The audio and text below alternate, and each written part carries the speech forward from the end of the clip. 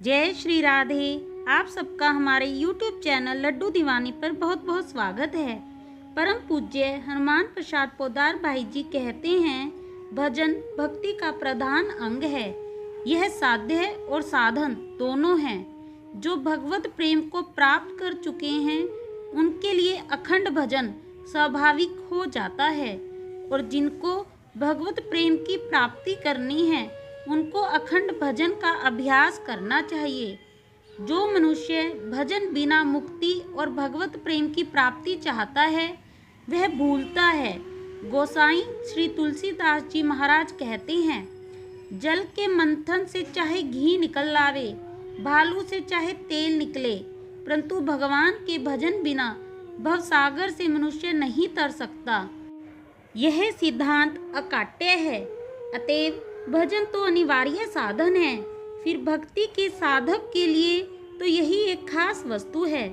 विषय से मन हटाकर यदि भगवान में ना लगाया जाए तो वह वापस दौड़कर वहीं चला जाएगा।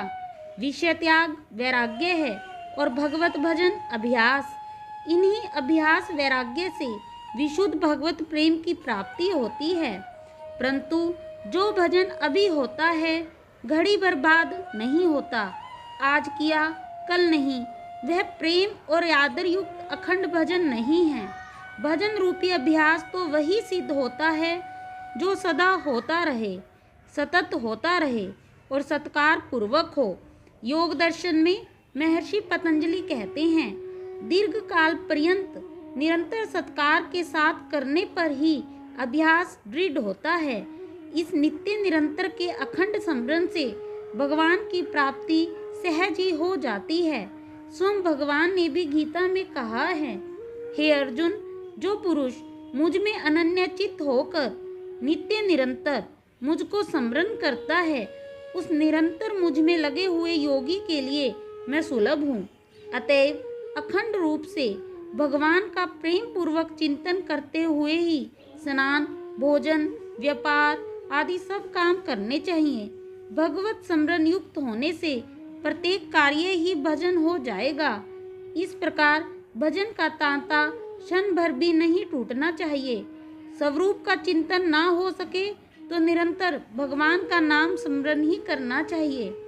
भगवान के नाम स्मरण से मन और प्राण पवित्र हो जाएंगे और भगवान के पावन पद कमलों में अनन्य प्रेम उत्पन्न हो जाएगा। नाम जप की सहज विधि यह है कि अपने श्वास प्रश्वास के आने जाने की ओर ध्यान रखकर श्वास प्रश्वास के साथ ही साथ मन से और साथ ही धीमे स्वर से वाणी से भी भगवान का नाम जप करता रहे। यह साधन उठते बैठते, चलते फिरते, सोते, खड़े रहते सब समय किया जा सकता है।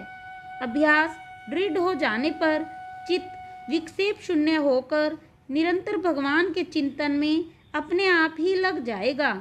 प्राय सभी प्रसिद्ध भक्तों और संतों ने इस साधन का प्रयोग किया था। महात्मा चरणदास जी कहते हैं, श्वासा माही जपे ते दुबीदा रहे न कोय। इसी प्रकार कबीर जी कहते हैं, सांस सांस सुमिरन करो, यह उपाय अति नेक। मतलब यह है कि भगवान के स्वरूप, प्रभाव, रहस्य, गुण, लीला अथवा नाम का चिंतन निरंतर तैल धारा की भांति होते रहना चाहिए। यही अखंड भजन है। अगला प्रसंग परम पूज्य श्री राधा बाबा के मुख से है। वे कहते हैं, जब हृदय में भगवान की ज्योति जग उठती है तब दिखता है कि समस्त विश्व प्रभु में ही स्थित है एवं विश्व के कण कण में प्रभु स्थित हैं। फिर अपने प्राय का भेद जाता रहता है। शत्रु मित्र की भावना नष्ट हो जाती है। सर्वत्र एक अखंड आत्म सत्ता, भगवत सत्ता की ही अनुभूति होती है।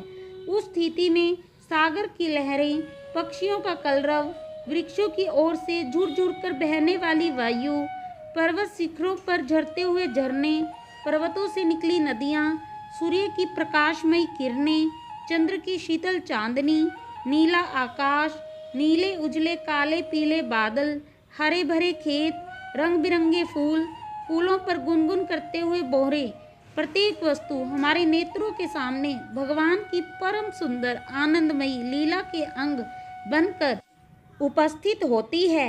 इसी प्रकार शरीर की व्याधि मिटकर स्वास्थ्य की प्राप्ति, अन्न वस्त्र के अभाव में होने वाला कष्ट, अनेक स्वादिष्ट पदार्थों की भोजन करने का एवं सुंदर वस्त्रों से सुसज्जित होने का सुख, जनता के द्वारा किया हुआ अपमान, जनता के द्वारा दी हुई फूल मालाओं की भेंट, सर्वत्र फैली हुई निंदा, सर्वत्र होने वाली प्रशंसा, पुत्र के जन्म का उत्सव, जवान बेटे की मृत्यु, बसे हुए गांवों का उजड़ जाना, उजड़े हुए गांवों का बस जाना, इन सब में भगवान का मंगलमय स्पर्श प्राप्त होता है। भगवान की लीला दिखती है, फिर हमारे ऊपर कोई बंधन नहीं रहता। यह करो, यह मत करो, ऐसे मत करो, इस समय करो, इस समय मत करो, यह नियंत्रण उठ जाता है, क्योंकि हमारी चेष्टाएं भी उस अवस्था में कोई स्वतंत्र सत्ता नहीं रखती। हमारे अंदर से भी भगवान की ही इच्छा व्यक्त होती है, अतः ये भी उस महान लीला की अंगभूत बन जाती है। जय श्री राधे, जय श्री कृष्णा, जय कुंज बिहारी श्री हरिदास।